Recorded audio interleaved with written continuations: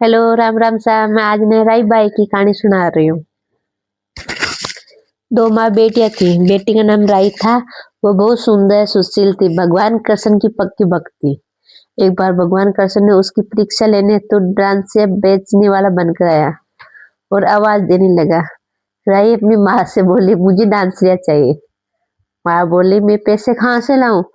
बाजरी है, वो ले जा। बाजरी से भगवान को फूंक मारी तो फूंक से उड़ गई। उड़ के आंख में आग गिरी। राई जोर जोर से रोने लगी। भगवान वहां से अंतर ध्यान हो गए।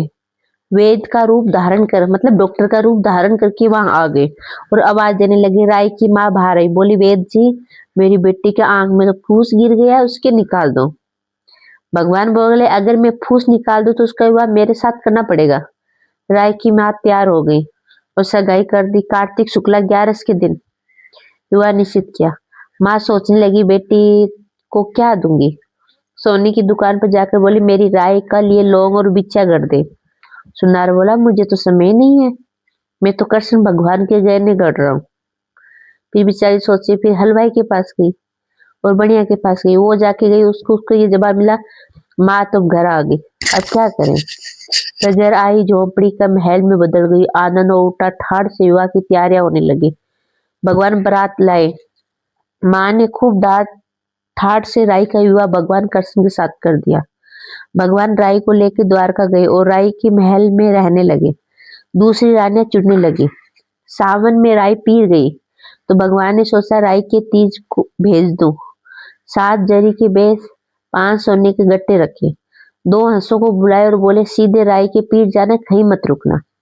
और राधा रुक्मिणी को पता चला तो उसने हंसों को अपने महल में बुलाया और बोला, थोड़े से मोती चुग लो। हंस आ गए और मोती चुगने लगे। राधा रुक्मिणी ने सारो सामान निकाल, उसमें फट्टे पुराने कपड़े 5 कांटे बांध दिए। पोटली हंसों को दे दी।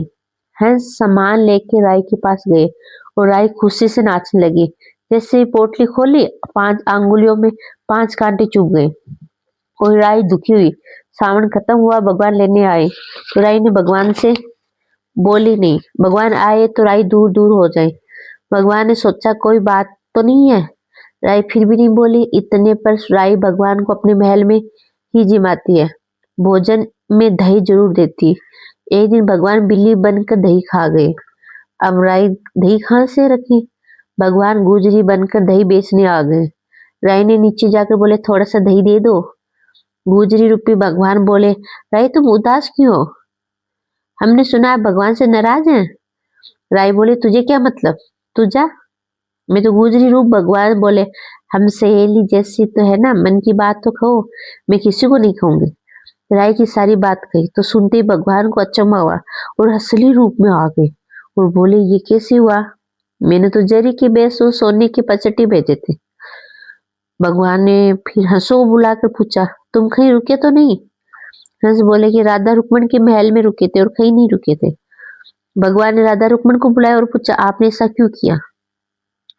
वो बोली, आप हमारे महल नहीं पधारे, इसलिए हमने ऐसा किया। भगवान बोले, आप अपने प्रेम से बुलाते तो हम जरूर आते।